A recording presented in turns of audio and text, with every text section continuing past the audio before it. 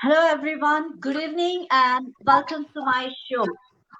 I would like to start the show with Sir William Osler's quote. He said, "A good doctor treats the disease, and a great doctor treats the patient with the disease." Today, at the room of Ahmedabad Book Club and Karma Foundation, we have three doctors, three injections, and three stethoscopes. Whoa, whoa, whoa, wait. No, no, no, no. It's not what I meant. We have three warriors, three supermen, and three great persons who live their life fully and make others' life comfortable to live with. I am fortunate and honored to welcome Dr. Vivek Bansal, who has a rich, varied experience of more than 35 years in the medical field. He is currently a senior consultant radiology at Apollo Ahmedabad. Welcome, sir. I also welcome Dr. Shirish Alulkar, who is a senior consultant, head Hi. medical oncology, again at Apollo Ahmedabad. And I welcome Dr. Nitin Singhal, a young but a senior surgeon oncology, again at Apollo Ahmedabad. Everyone Hello. is from the field of cancer. Okay, this letter C has scared human race since ages. I mean the disease cancer, and now it has added to it a new disease called corona.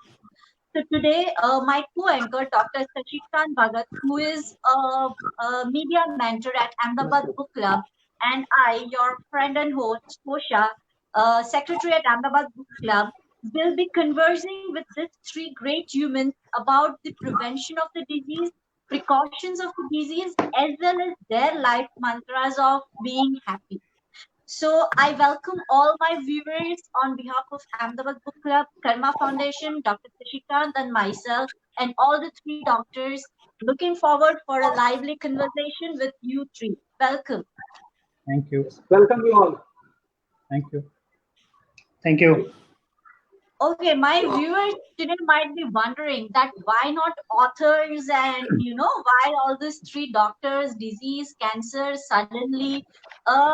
But literature has always helped in shaping a human life properly and leading a proper and a happy human life. So today we have three doctors, of which first I would like to ask Siri sir, sir, why did you choose this profession or this thing, medicine, as your career? And which aspect of medicine did you find to choose the specific area of cancer which you are having it as a career right now? Okay. Thank you, Kosha. Hope you Yeah. are all keeping safe. Well, why did I enter medicine? That was Yes. in 1979-80. So I was a very immature guy there. There was no options that time.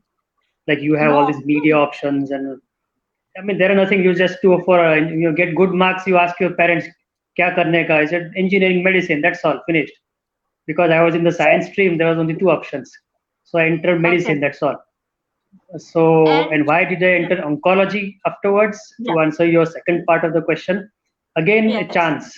So it was like my Again, first choice was neurology, but I didn't okay. get through the neurology entrance test. So I entered into oncology, which was my second interest.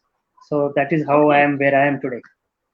Acha. And right, so that is what a childhood with no option at that time, or the only option you choose this as your career path. No other reason. Yeah, there was, see, that time it was very, you can say the very orthodox sort of atmosphere that time. So nowadays you have various options. Even like today, my son also, if I ask him, I mean he did his 12th, now he's in engineering. He had a lot of options. But Correct. that time there's nothing like interior designing, graphic designing, architecture. Not much. It was there in a very in infant state, or you can say. But the engineering Okay. and the medicine were the, you can say, the foundations, so called, Yes. of the education. And then of course you have all the other branches now. So that is how the things were that time, about 30 years back, Okay. 35 years back. Suddenly. Agree. My question to you, Vivek sir, that you have been leading this medical field and saving lives of many. So, if not medicine and this area in medicine, which other profession you would have chose during this time? And also do let us know something about your background, about you. So my answer, first of all, I'll echo the same sentiments what Dr. Alukar has been saying. 35, 40 years before, uh, well, what is competition all about? We were not even aware about that also. After 10th, okay, 11th and 12th, even after finishing 12th, what next? So there was nothing called as what we are aware of, any competition, what next. The only thing we knew was engineering or medicine. The doing of BSc or something like you call BCom were taboos. You say, oh, parents' peer pressure used to be there. Oh, you are going to do that. And Acha. entrance with limited colleges, limited for medicine, limited for engineering, was so less Right. that Right. you really have to work hard to get all these things. So for Right. us, what just now Dr. Alurkar said, architecture, engineering, designing, nothing of that sort. We were not aware of anything. So we had only two options before us, and obviously maths was something which I was not good. So for me, the option left was only medicine. So with Numbers that, you we are not prepared. good with. Yeah, sorry. Numbers you were not good with. Yeah. Yes, you So you can't which have profession everything. you So yeah. medicine was the choice we got through, and thereafter post graduation, and now here in settle this thing. I don't have regrets that why I chose medicine, but I think what I'm trying to emphasize in today's time when I've seen my children growing and all that thing, the career counselors which are there in the school, so that can be the class teacher or the career counselors are these days there who assess Yeah. with the help of parents and the class teacher that what your child could be doing the best thing, what could be the best career for them. I think Yes. that's something which is coming up, and through this medium, I want to convey. I think that is something which should every child should go through, so as to see that if the question which is being asked to me, any regrets today, this question should not be asked to the other people later 10 years, 15 years Correct. down the line. Correct. So Agree. so Agree. so today, if at all, I have to say that okay, medicine was definitely maybe not be my first choice. If at all the Hmm. other kind, I think economics and finance probably was something I feel if I would have Hmm. gone, because there are a lot Hmm. of data analysis, so many things which I feel I can do Right. better. So I Right. felt economics and finance. Suppose if that would have been the thing, which at that time, if I've been driven into that thing, maybe I Hmm. would have done better. But no Done. regrets. I'm happy with what I have today, and happy that I'm able to serve the people. Yeah, and you are saving so many lives. So definitely no regrets, more blessings and no regrets, of course. Nitin sir, you are quite young in terms of experience and age than these two doctors, but a successful surgeon in oncology. So definitely, my viewers would like to know that why did you choose this profession, and what are your hobbies or interests apart from medicine, or like what you are as a person apart from being a surgeon.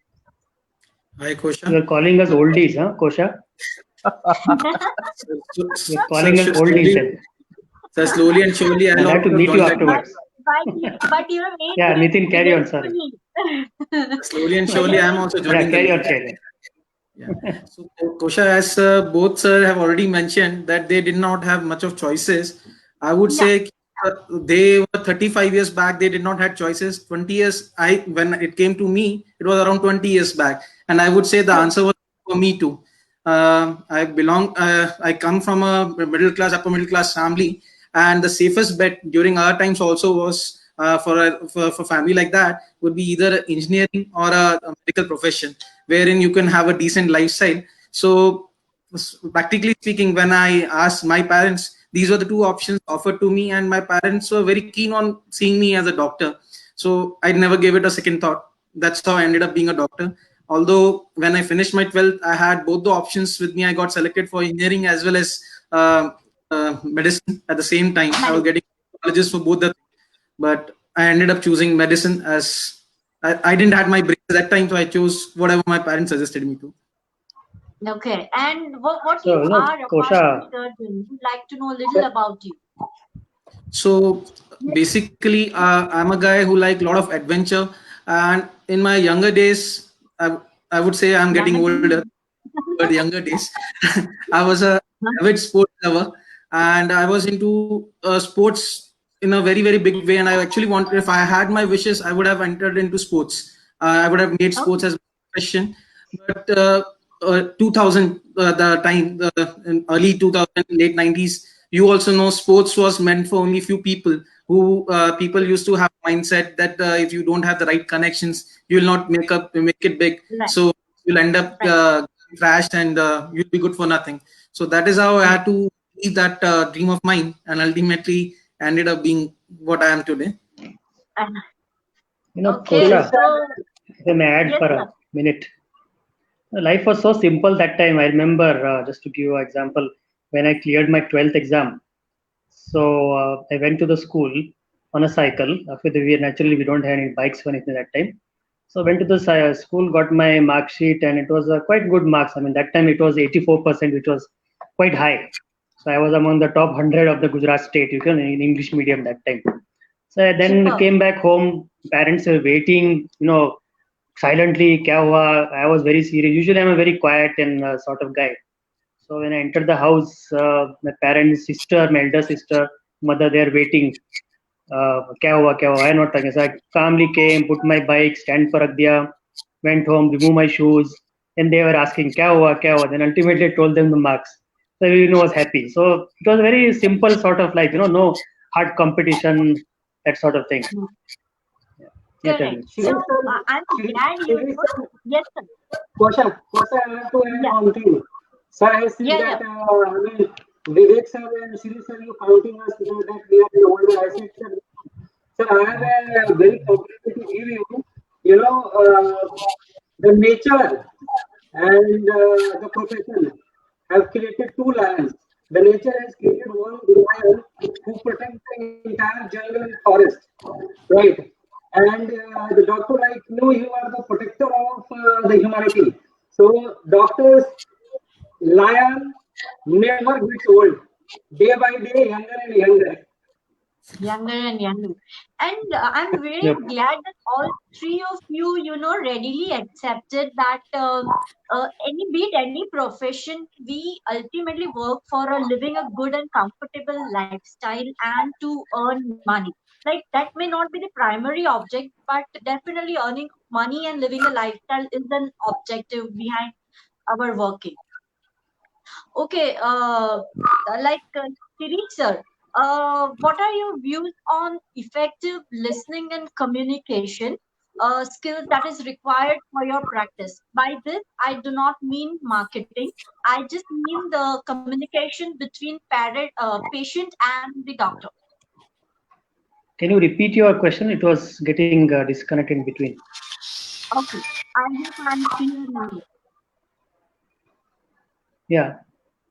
Okay, so what are your views about effective listening and communication skills between a patient and a doctor? By this, I don't mean marketing. I just mean the communication between a patient and doctor. How does listening skills and communication skills help there? Yeah, that's a very tough question. Putting it simple, what I can say is indirect with the patient is the God, at least for us, is the reverse way. So listen to whatever he has to say, get as much information you can from him and his relatives, because you can miss some small, issue which then can create problem for you as well as the patient. Agree. Having said that, I would like to say that communication skills and of course listening is there by force. We have to listen, but unfortunately communication skills are not very much percolated in our medicine curriculum. So we don't have a formal course of communication as abroad. In the US and Correct. all, they have a communication skill, how to communicate with the patient. For The example, patient. a very important aspect in our line, all Dr. Vivek Bansal and Dr. Nitin, is the end of stage, stage of patient. So how to communicate to a relative that, okay, he or she, the relative is now, the patient is now at the end of the stage, or even worse come to us if the patient has died. So how to communicate in a very soft way and a very empathetic way, how to come. These unfortunately are not, imbibed us during the medical education. So it comes along the line. We just have to be aware, be alert, be more conscious, and as we go along our career. And for the young doctors, I would say it's very important that you listen to the patient. That's the most important thing. My boss in Tata Hospital, Dr. Advani, used to always tell that listen to the patient. That is the biggest thing which is going to really help you treating the patient. Yes. Dr. Suresh Advani, you are talking about, right? That's right. Yeah. From Okay, TMH Mumbai, yeah. Yeah, Mumbai. Yes, he's the Padma Shri received doctor. That's right. Yeah. Vivek sir, tell me literature and medicine. Like literature always shapes the human life. So where do you see literature in medicine and how it has helped you to reach where you are today? So again, it's a difficult question, but I'm trying to say that actually knowledge decides what to say, skill decides how to say, attitude decides how much to say, and wisdom decides what to say and what not to say. Medical course is a very exhaustive course, and in the time frame what you have to in 4.5 years, the plethora of subjects you have in front of you to do justice in such a short time is a really tough job, but only if you are so clear that yes, you have to go through, you really have to give your 100% to it. Otherwise it's very difficult to cover the exhaustive course in that stipulated time. Because medical course again is not very different from other branches. Let's say for example architecture or anywhere, creativity is very important. Here if you have not studied, you cannot do anything. At least you cannot answer that thing. So the entire system, anatomy, physio, biochemistry, pathology, so a lot of course, lot of important things. But having said this, I think you really have to be dedicated. You really have to be very clear that in this stipulated time you have to finish this course. And literature, again, when you are talking about literature, here in what I'm saying, the textbooks, you have different literature. We have this literature to cover, and this literature after reading you have to put it into your clinical practice and understand that, and then try to become a good doctor. But it's not here that I want to finish, but I think what is important is the research is also very important part of the medical curriculum, and you really have you should, because this is not something which is very common in India but common in other subjects. But now over the time we are all understanding that we need to publish, otherwise we perish. So it's important that research has to go side by side, because then only we learn from what we learn from others' experience. We need to put our experience so that others, the juniors, will also understand how the things are changing and keep updated with this literature part. And last but not the least, beyond that, it has to go with the teaching part, because whatever you have learned from your teachers, you need to give it to your students thereafter. So it is, literature is part and parcel of medical course also, and the more diligently you try to cover, and most important in the time frame, I think, and putting all that in the clinical practice, there it is that you try to become a better doctor with the years of experience. This you told me about the literature and the doctors.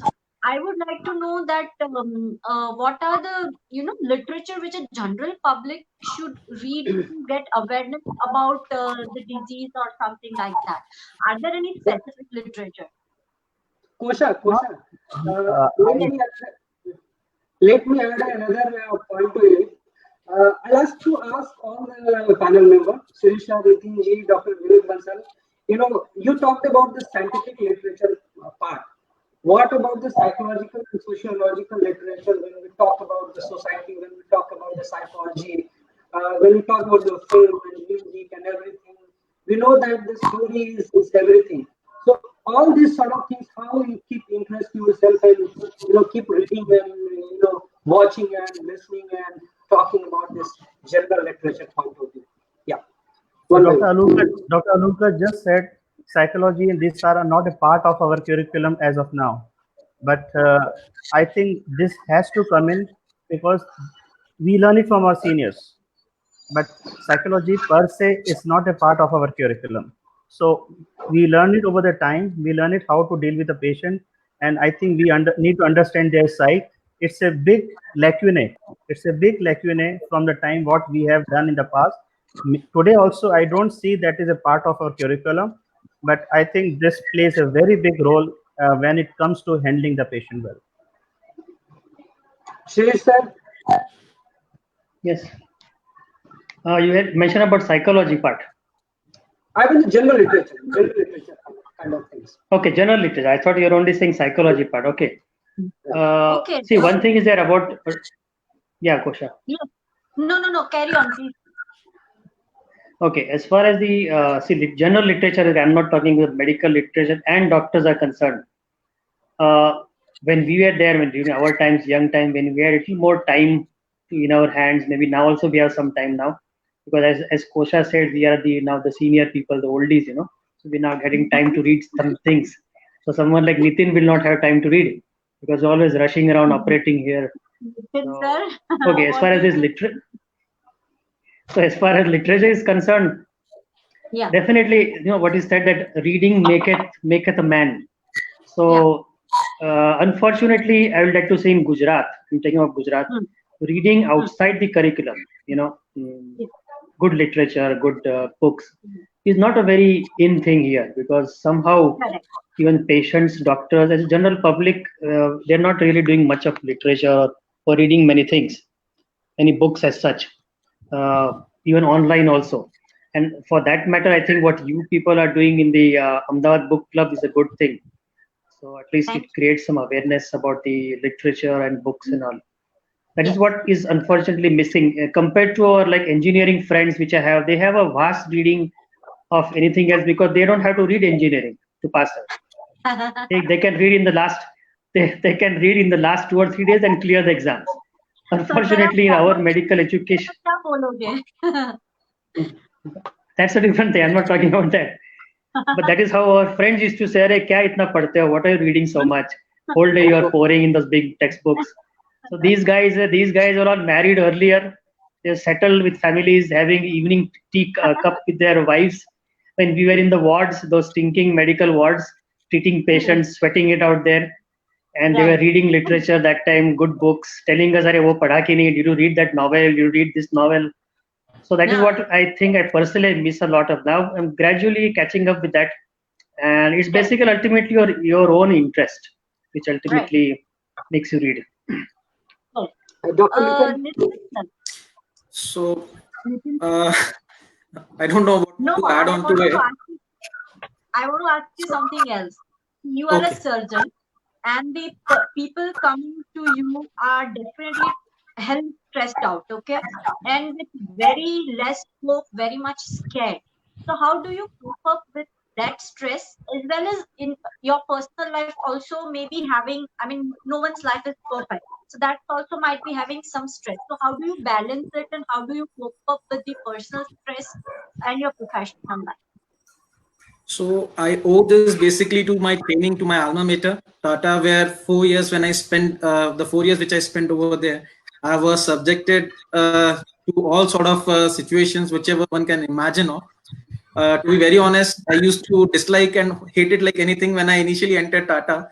But now when I see it retrospectively, I feel that where I am today, it's basically to my teachers and mentors who did the right thing by subjecting us to all sort of stresses. As you rightly said, onco surgery is a very stressful branch. Other surgical field, we have to deal with patients who are one, they are down with cancer, so the immunity per se is anyhow gone down. Then most of our patients are nutritionally depleted, and many of these patients will require any further treatment in the form of chemotherapy or radiation. So you cannot have any miss, or they would have initially received any of these therapies. So even a single complication can jeopardize their complete prognosis, because timeline is very, very important in our surgical treatment. So you have to finish in the dotted timeline. So that is, yes, it is stressful. But as I said, like if you see army commandos, they are subjected to rigorous training and they start loving it. So I would put it this way, that I have started loving it, and the more the stress it brings of me. And I also owe it to my family, my parents, and my wife, and obviously the working colleagues, Sir Bansal sir, Alukar sir, and all of my DNB residents, and obviously the good and helping relatives of my patients, and management, last but not the least, who have helped me in coping up with all the stresses. Yes, we do have our off days, but thankfully, with the support of the good support system like we have, the off days have been kept to very minimal, and that can be coped up. Perfect. Siddhish sir, this another word C has added up to cancer. Right now, the COVID, which is killer, and right now the most famous thing in the entire world, right? So earlier also human race has gone through such pandemic like polio tha, उस वक्त. So it was a pandemic. Swine flu abhi aaya tha, chikungunya tha, many such things. So if people can live with that, why can't we live life with this COVID thing? Precaution is fine, but fearing that and stop living your life, why? I mean, throw some light on You really want me to answer this question? Because it. many, see, everywhere around the world, everywhere, right from top to bottom, everyone is talking COVID. Anyway, since you asked me the question, I'll say, yeah, definitely COVID will be a game changer. We'll have to change our lifestyle. So it's something like having diabetes or having the blood pressure. You have to change your lifestyle because of the underlying disease. So the COVID will transcend into our social, the whole fiber, and we'll not be able to communicate as much, socialize as much as previously. So this is going to go on for a couple of years. Yes, definitely. Right. We'll have to adjust, but a human being usually can adjust to whatever adverse situations he or she is exposed. That is the Right. remarkable fact of a human being. So ultimately, Correct. I think we will get down to it and adjust to the situation. Yes. And of course, So it is a stressful situation to everyone yeah, because of various reasons. So socially, economically, it is stressful also. yes. So that's the whole But sir, thing. all these precautions are fine. But like fearing that and stop living your life, I guess that's not the option. Can you repeat? Your voice is getting cut. Yes. Precaution is all perfect, but fearing that Mhm. and stop living the life is, I guess, not the option which we are all looking for. Right? You mean stop leading whatever we have been leading so far, right? Okay. Did I get you correctly?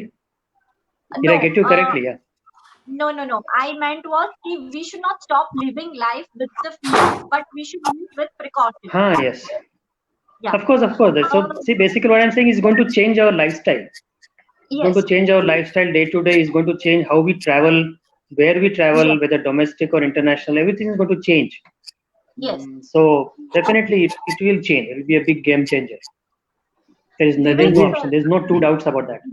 So we okay. have to learn to live with it now. We It's live not with that it. it will, Correct. yes, it will not be eradicated fully. We all Yes. have to learn to live with this, and the earlier we Yes. learn it, that will be better.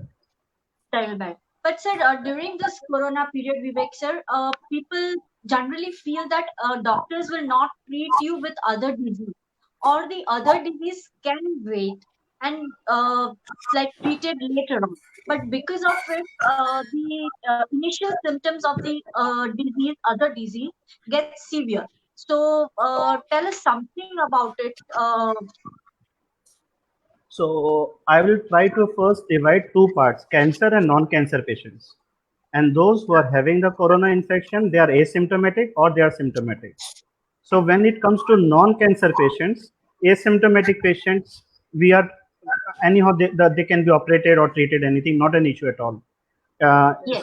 When you're talking of somebody who's having the infection, I Yes. think emergencies, whatever it may be, for example, cesareans, they are done whether the patient is harboring the infection or patient is not harboring the infection.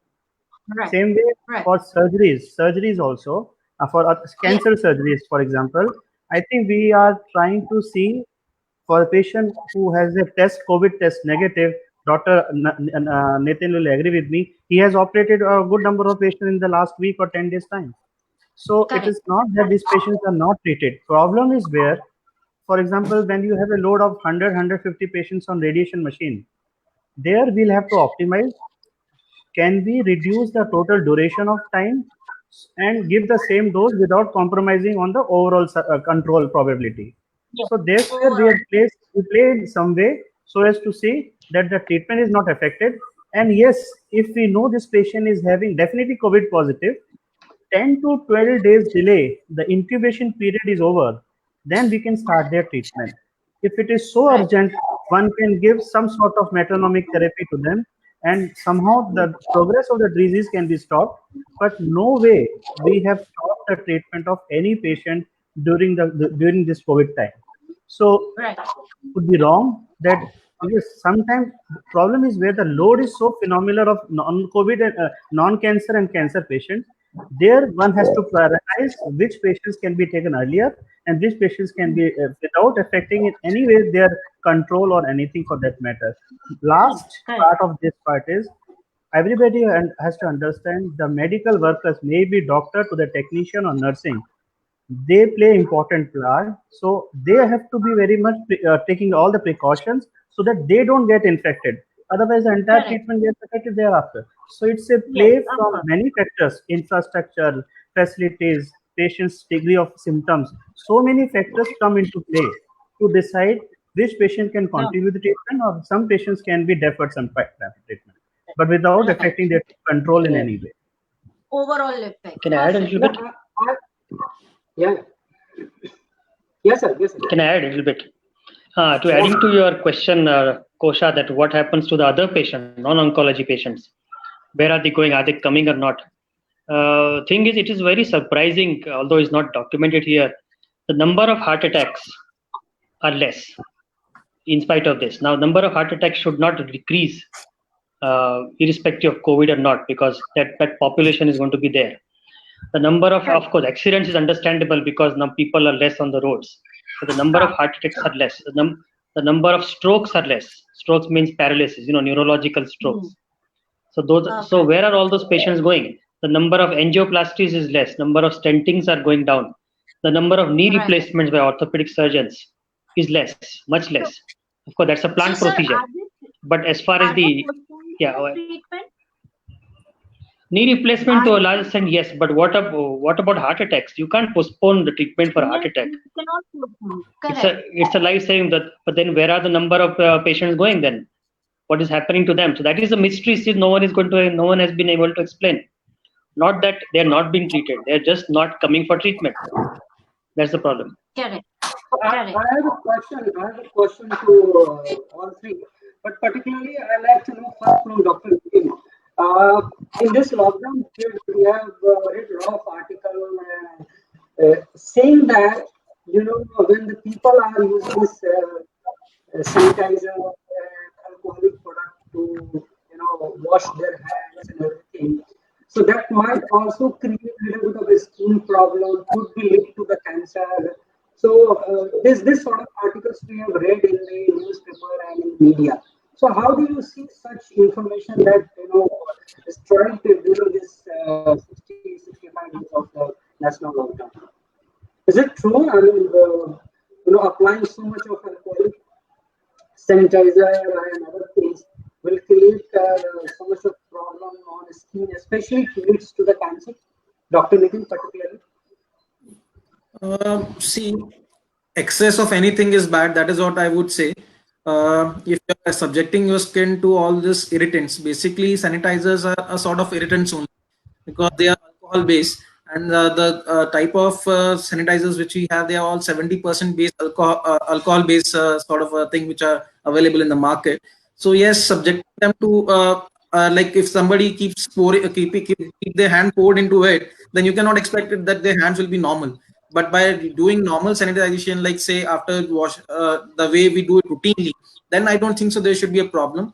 And even government has the recent evidence suggests using this sanitizers to that extent, compared to that if you use the normal soap, the normal good soap, like Lifebuoy, Dettol or something like that, that is equivalently good enough. So why unnecessarily subject yourself to a bigger irritant when the can be achieved in a much economical and much safer manner? Okay. Dr. Vivek, and Dr. Shiris, I have a question.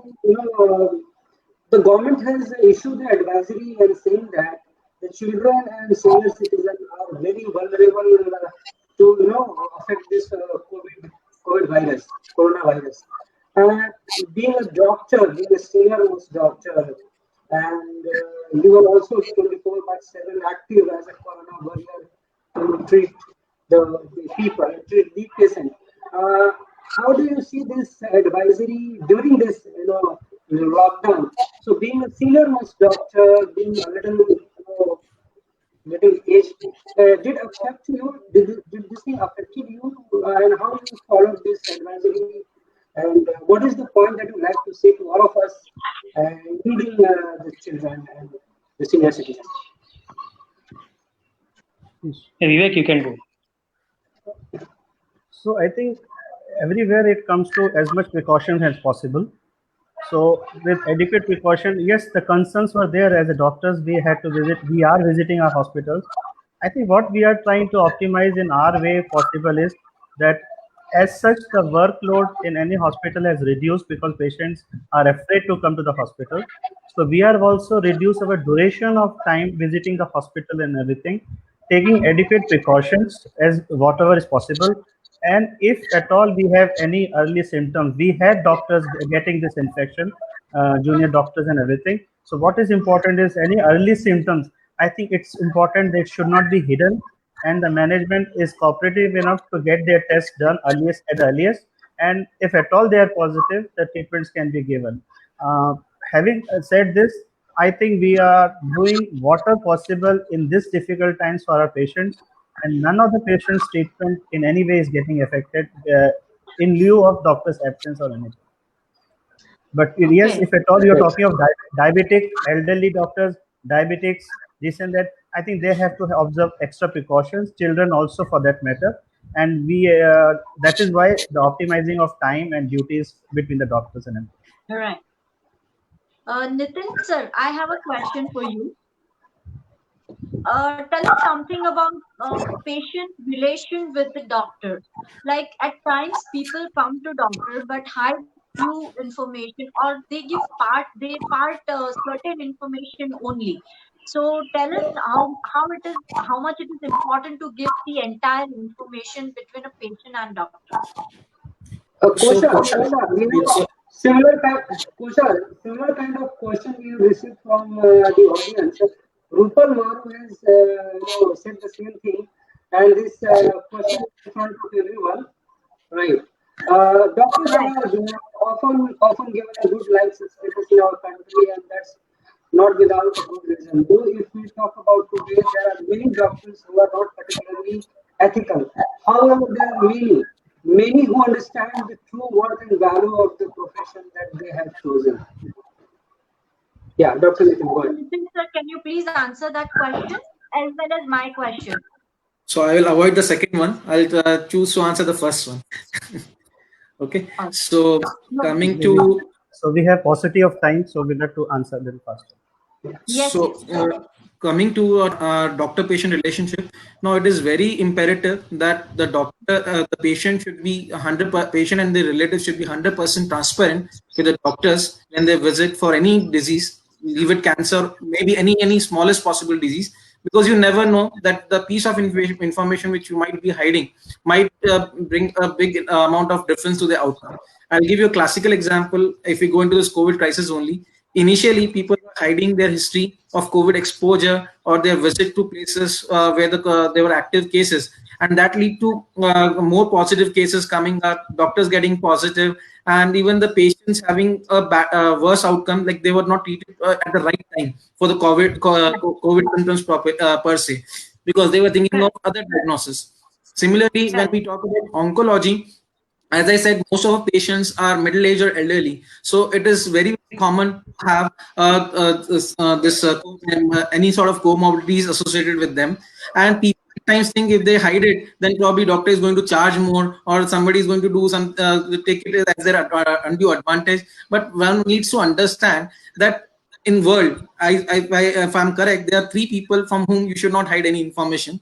One would be a lawyer, one would be a CA, and third I would say is the doctor. Because if you hide any information, it will ultimately affect your outcome.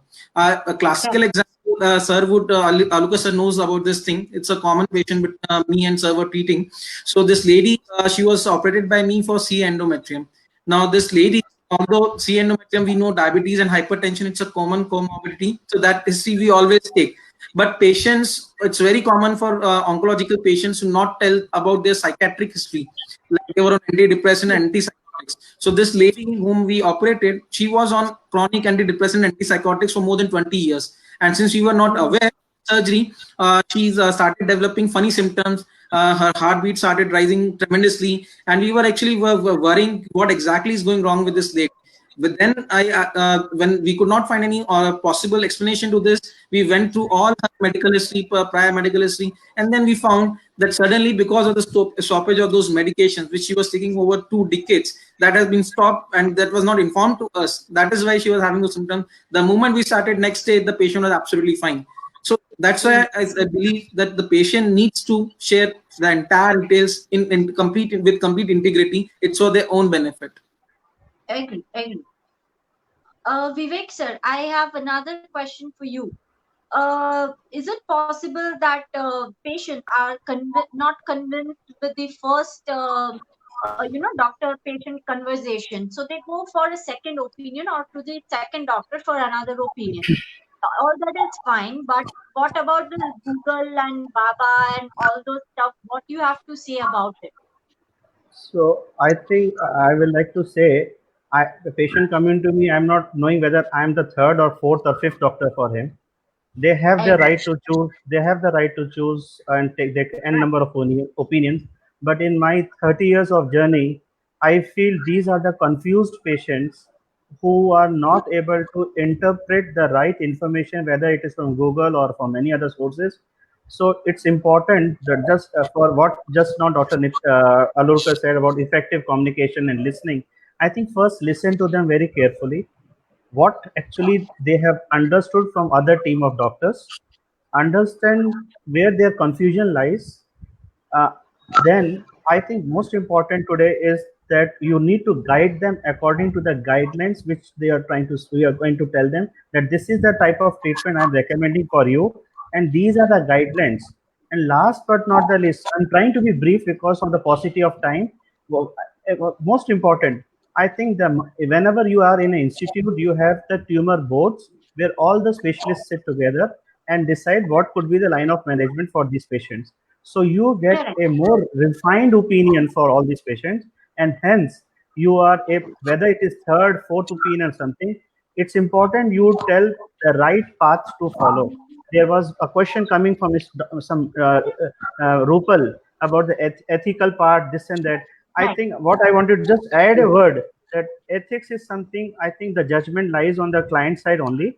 Right. One particular doctor or 2 or 3% of doctors, if they are of that type, does not mean the entire lot is of that particular thing. So it's not good to pinpoint the fingers, rather than understand that we are all human beings. We also have our own judgment, and we are trying to do the best for the patient. We are not God. So it's important that whenever we are giving our judgment, we do only on the scientific grounds and or on our experience. And I would not like to comment on the ethical part and all that thing. We know we will not be doing something wrong for the patient. We can say that you may not be benefited out of the treatment. There could be, they have got n number of opinions, I think it's important to convey to them that you may not get benefited out of it. Correct. Yeah. Yes, At a sir. quick point. Do we have time for a quick point? Yeah, please. We have time for a quick point. Yeah. Yes. As far as the carry on the discussion of Dr. Bansal about the trust and the opening out with the patient and the doctors. There are two types of patients who come usually. One who comes with a single file of his reports, and one who comes with multiple files in a plastic bag, right? So once they consult you, the second one, I'm saying the one with the multiple files, when they consult you, they will hear out everything. They only want to hear what they want to hear from you. That's I'm telling the patient psychology.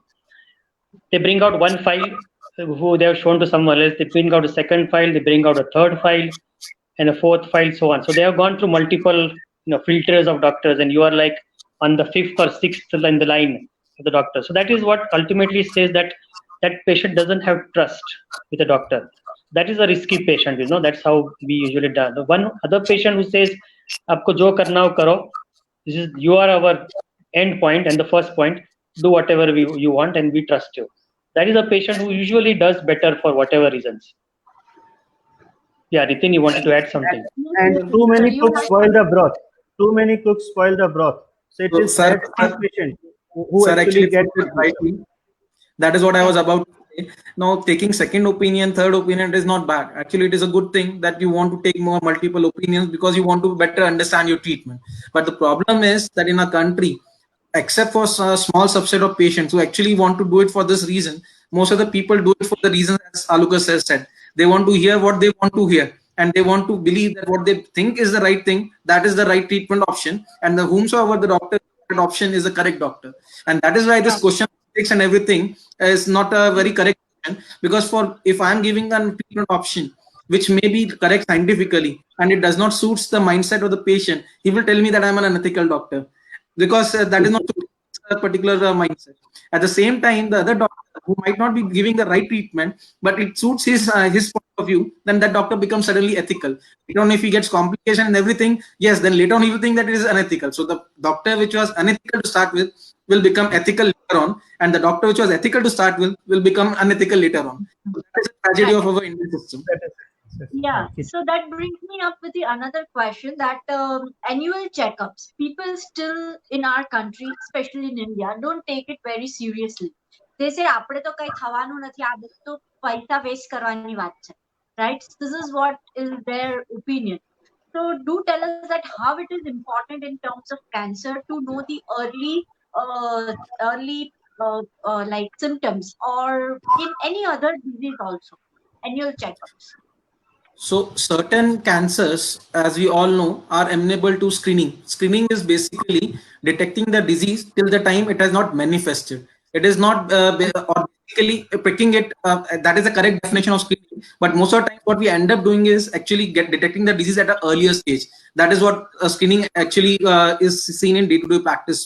So there are certain cancers like breast cancer, as you know, is a classical example.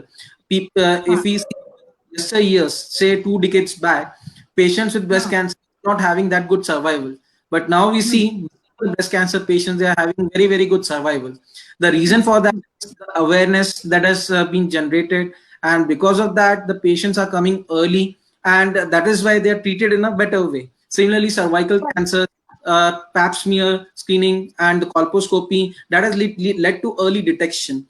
Now there are certain other cancers like high risk groups, smokers, where a CT scan chest can detect lung cancer in an early stage. So that all can actually potentiate the patient to be detected at a very early stage.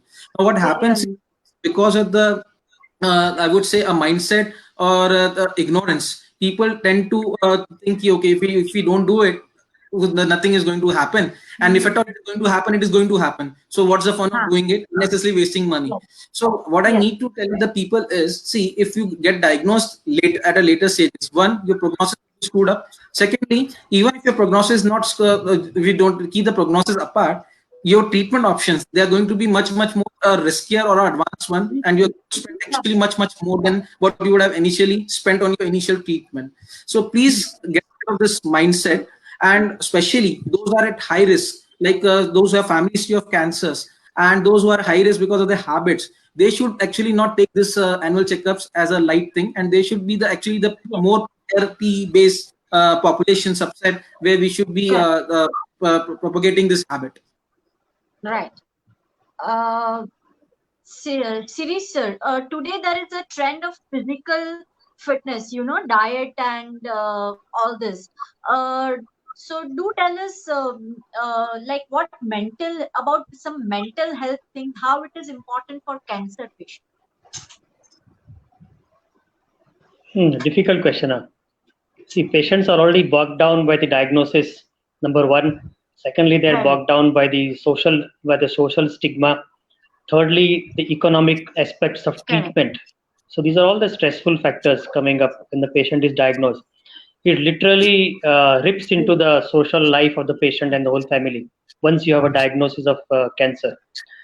So Yes. in such a It's situation, considered as a sorry, crime. Like if one is diagnosed by cancer, it is sorry, your voice is breaking. I think some network problem is there from her end. So I think she is offline. Yeah. So you can complete your answer, Right. Shirish. Time is less. Yeah.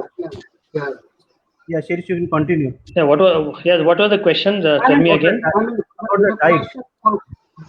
Question was related to a mental health, a kind of a stress. And Okay. number. Yes. So the mental health, definitely there's a lot of stress on the patient. So what is most important is family support in terms of the support with the close members of the family. And we also do a lot of counseling with the patient, which is a part of our profession apart from the medical counseling. And counseling is a continuous process. We keep on counseling the patient day to day whenever the patient comes. What is most important is the worst culprits are the so-called well-wishing neighbors and our relatives, the patient's relatives. They are the ones who create a lot of stress to the patient. So we always tell the patient, be wary of the neighbors who think they are doing a good service by telling, they always give an example of someone died or someone had a very bad adverse event, some patient they knew, but they never give a positive input to the patient. So this is one thing which you keep on telling the patient, that be wary of your so-called close relatives and so-called good neighbors to relieve Okay, the the stress. final question to Vivek sir. Does the medical curriculum running is okay? What do you think? I mean, they need major changes, or what changes are suggested to make the system effective? I can't hear you. I can't hear you. Yeah, your voice is getting cut. Still getting cut. Yeah. Hello. Yeah, so I think It's better bandwidth now. problem. Better Yeah. now. You getting Yes, sir? please. Yes. Okay. Do you think, I mean, whatever the medical curriculum is running today in the country, do you think it requires some? You come closer to the laptop. You come closer to the laptop. Yes, I'm on this, what we call. He's with the Yeah. earplugs. Yes, There's a bandwidth problem. So So Kosha is Kosha, back. you can tell. I'm not able to hear him. Kosha? Okay, I'm really sorry No, it's for The second last question related to does the medical curriculum running is okay, or do you need major changes? What changes are suggested to make the system effective and more productive? This is the question asked by Kosha.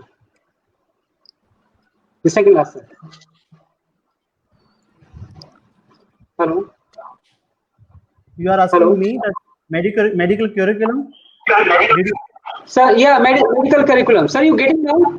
Yes, now I can hear you. Vivek So sir, yes. the question is about medical curriculum. As you have the 35 years of experience, the curriculum at your part would be something different. So does it require the change right now in the curriculum? And if yes, then what for more productivity? So lot of things have changed from 35 years before and today. The number of colleges, the number of seats, but in same proportion, the number of faculty has not increased. And this is a very big problem. And the exhaustive course which needs to be covered. I think the most important thing in today's time, with limited postgraduate seats, the children who are entering for the MBBS course are from the very beginning, without attending the classes, without attending the clinics, are started preparing for the post graduation exams. So this mindset that they are not having the basic foundation thing which is happening, I think this requires a big change in the system itself, that the clinics during the undergraduation course, the basic foundation, that should not be hampered in any way. And unfortunately the teaching from the faculty and students also not wanting to go to the classes. This, I'm, because my own son is in the medical college right now, so I keep hearing from him. So this gap has to be corrected, otherwise the system is going to get rotten, because everybody has only got one thing in the mind: how do I get the postgraduate seat? That is something which is Correct. going to make a very big effect, because clinics is the foundation. The clinical part and the case based study, if that is not happening, the basic foundation is affected. So my feeling is that uh, the exhaustive course along with clinics have to go simultaneously. If teachers are not there, the seniors have to take the classes and see that the clinical part is getting not affected, and these children otherwise I am really afraid the class of doctors which are going to come vis-a-vis what were there 35 years, where the basic value of teaching was there, except barring a few institutes where teaching still holds value. I think my concern and today is that even the faculty is not there. They are opening the Right. colleges. So this is Right. becoming a very big problem, and this needs to be corrected, I think. Okay. Right. Nitin sir, you might be dealing with the patient's anger, anxiety, depression, everything. But till today, be it a cancer patient or a non-cancer patient, mental health is the subject, is a taboo subject which is not being talked about. Do throw some light on it, as well as the government schemes, a government that has prioritized health right now. So do you think I is it can't see. working, or Really, here. government I needs can't to take see. more I steps, can't see. or how to take it forward? Can you repeat the first part? The first part I missed it. What Nitin was the sir, first part? The first part I missed it. The first part of the the question. first part you missed it is the anger, anxiety, stress, and depression. The numbers are increasing day by day, suicide numbers, everything. But still, mental health is the least talked subject about. People consider it Yes, still I a got it. taboo topic to talk about. Throw us some light on it. So what has happened is that we have developed very on a very rapid pace, and development has got us so many good things, but in the bargain, it has got some adversities also. And I would say these adversities from our lifestyle to our the way we deal in our day-to-day day-to-day with each other has brought into increased stress levels and has impacted our interpersonal relationships with each other. Everybody is now basically wanting to progress. There is no harm in that wanting to progress, but that wanting to progress is not a healthy wanting to progress. It has become more of a competition. Everybody wants to outclass the other, and nobody actually understands what they want to outclass. They're basically going in a cat, or I would say a mouse race, where everybody wants to reach the summit without even realizing what is where the summit is. And that has actually led to the frustrations and has led to the increasing number of mental disorders. And as I was reading into one of the articles sometime back, India is country which is having the highest suicidal rate nowadays across the world. So Yes. which is a very Yes. sorry state.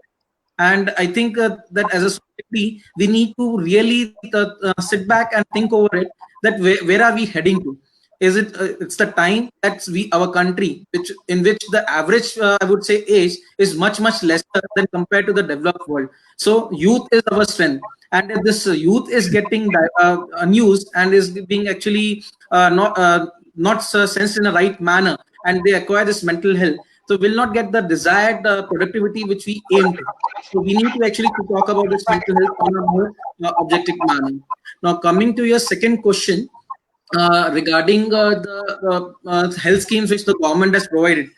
Now, it's good that government wants to think about the health of the people, It's the one of the duties of the government to think about the people health. But at the same time, we need to understand what is happening in our country. The what is the if you see the two systems, one in US and one in our country, what is being followed in our country is a populist approach, wherein government wants to basically make the doctors as a soft target, and they just want to play their vote politics and put they take the good credit for everything on them and put the blame of everything on the doctors. So that is not the right way of doing it. So we need to understand, if you see the classical example of corona, it actually exposed the shortcomings in our public health infrastructure. So we need to build our public health infrastructure, and you provide good platform for doctors to work in good public hospitals. Okay. And you provide decent pay scales and decent I would say opportunities to evolve. Then why would doctors not like to work in government sectors? Who wants to unnecessarily stress themselves or other one, or in a corporate setup? A corporate setup is a much more stressful scenario than working in a government hospital in terms of the expectations, the patient expectations. Because if somebody is paying a lump sum amount for his treatment, then they cannot hear any, or I would say they cannot accept any failures. And even if something goes wrong, I mean, this is minor of the thing goes wrong, many of the patients think it okay, as if doctors have done it for purpose, and they wanted to increase the patient stay, or they wanted to make mint money out of it. So that is how the doctor patient trust relationship is jeopardizing like anything. So that is where I would request or urge the government that rather than targeting the doctors and making them soft targets, we should actually invest in our public health infrastructure. The schemes and everything, they look good because we have served so many people, but are we providing the same quality of care which we would love to provide to people who are paying? The answer everybody knows is a big no. We cannot provide the same set of the same set of facilities which we provide to patients who are willing to pay.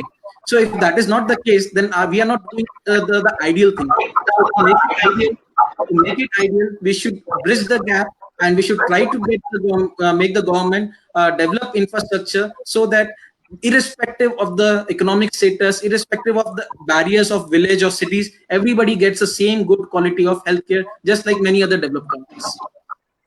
Okay. Okay, I think we have discussed a lot, and finally, I like to Yes. take a quick message to all of us, for the general audience, that Yes. any tips, any message to being healthy.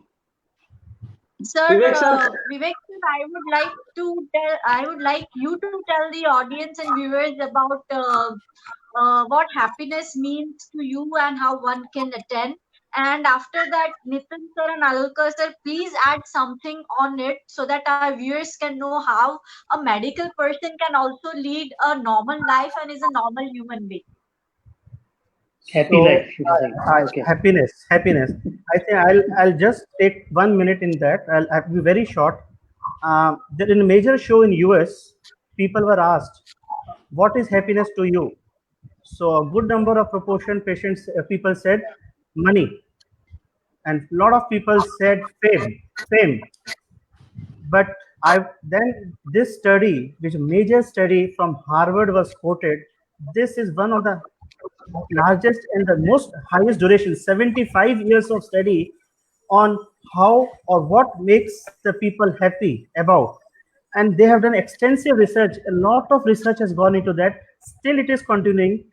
And around 700 males were identified. They were followed for 75 years, and their life was analyzed at different points of time by questionnaires, blood samples, brain scans.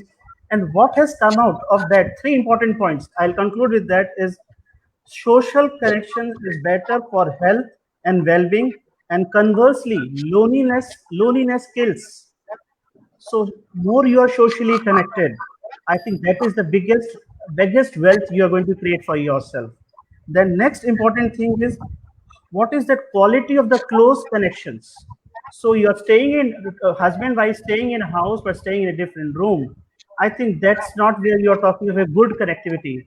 Friends around, Right. if you're just staying in a school college but you're not talking, I think we are not talking of a good connection. So what we are trying to Correct. say is, have a good connectivity with them, talk to each others, talk of your happiness, grief, sorrow. I think the closeness with these connections which are followed, that is going to give a very big yield. And last thing they said, besides the good quality of what they have said, the good quality of nutrition is not only good for our bodies, but also for our brains and mental health. So when they said that 50 years onwards, if you both, all of you, friends, family, everybody have spoken to each other and they are socially connected, and grief, sorrow, everything has been shared, this is also good for your mental health. So happiness True. is something very different. It has to be True. taken. I think most important message, loneliness is something killer, and this is going to affect your social health and mental health. Money and fame does not matter too much. I think this is something, a very important message one has to take important. Right. So that means mental health is not a taboo, right? No, It it's should not a tab. not be It's not a considered. tab. It's a state of mind. I think the more and more person gets connected, this study, I think I will try, if possible. I think everybody has to listen to this. It's a audio clip which I like to send. It is mind-boggling. This study is mind-boggling, and really, really, it opens up a lot of issues and helps you to correct your life if it is affected by making small changes in your life. Okay. What do you have to say, Nitin sir, about it? Tell us something about how do you live your life properly, or apart from the surgeon, a happy life. So for me, happiness starts at hospital and it ends at the hospital itself. I'm a workaholic, and the biggest thing which pushes me and rather brings happiness on my face is operating a challenging case and doing it successfully. And when my patients come back after many months or years and they are doing fine without any recurrences, that makes my day. So I think for me, that is the utmost happiness. And apart from that, my family, my son and my parents and wife, they are the pillar of my happiness. Alulkar sir, what do you have to say about it? Okay, as usual, Bansal has summarized it very well. So just a little bit I can add to that. Is Agree. happiness is a relative term. It's a relative term. Agree. You get a good 7 hours sleep, that is happiness. You wake up in the morning healthy, that is happiness. You get a small cup of tea made by your wife with a lot of tender, loving care, that's happiness. So it's a You very get these are very small things. from your husband. That is also happiness. Yes, of course, the other way also, yeah. Making a cup of tea for your wife also gives happiness to you. Definitely, yeah. Agree. So that's also there. So there are small things, and there are very the tangible things like Dr. Bansal said. Expensive stuff. We're not going to that. So it's a Yeah. very relative term and depends how based on your culture, based on your upbringing. That is what is the bottom line. Happiness you cannot really define. Everyone has a different way of defining happiness. Correct. So Correct. that's all I think. Yes. Finally, we had a very long and interesting discussion. I think apart from cancer and corona disease, also anything which we missed asking, and you want like to tell to our viewers. I think you've But the covered. I Bansal, or think who we you have want to covered. take? Okay. We I have think covered. We have finally, covered most. I We think have we have covered covered. most. thank you so much. So I have a point to say thanks to all the three doctors who answer our incisive questions. And we all know that today the entire world is globally we are celebrating World Food Safety Day, and this 2020 theme is that food safety is everyone's responsibility. And I think at the end we can submit this message that food safety is not only the responsibility of the government or one entity, it's the responsibility of everyone's, government, producer, consumers. So we need to eat good food, live good healthy life, and of course we salute to the corona warriors. And that's the Yes, message I yes. want to say from my end. Yeah. Yes, Yeah, sure. definitely. We thank and we salute on behalf of Ahmedabad Book Club and Karma Foundation and us everyone for treating the patient with so much of patience, love, and care, and spending your time. I know you all have a busy schedule, and Sunday is the only day where you can rest. So thank you so much for spending your time and coming us on one platform and sharing your views. This I would even thank my viewers who are viewing right now. We may not be able to take up your questions right now, but definitely put it in your comment. And sir, even any suggestions or any answers you all can answer in our comments on the video, which will be there on the Ahmedabad Club timeline, face-to-face I, timeline, I as well just as. I have a suggestion. If the questions are not answered at this point of time, let there be a second session anytime, only on question Yes. answers by this thing, rather than asking our Oh, views. we would love Let that. there be. Super. I have a Super. suggestion. Perfect. We Super. would love that. I Perfect. hope I've been done justice, and thank you all once again. Stay safe, stay healthy. Bye bye. Thank you. you. Thank you Yeah. very much. Thank Thank you you. so much. Great Thank job. you so Great much. job, Kosha. Thank you so much, Great job. Doc. Thank Thank you, you Dr. so much, Shriram. Dr. Yeah, Vivek great job. Bansal, Dr. Nitin, Dr. Shirish, Kosha. Thank you so much. And to all viewers, so we are Thank you. Bye bye. so we are it's time to sign off the program, and thank you so much. We'll enjoy it a lot, and here Yeah. goodbye. Bye. Thank you. Thank you. Thank you.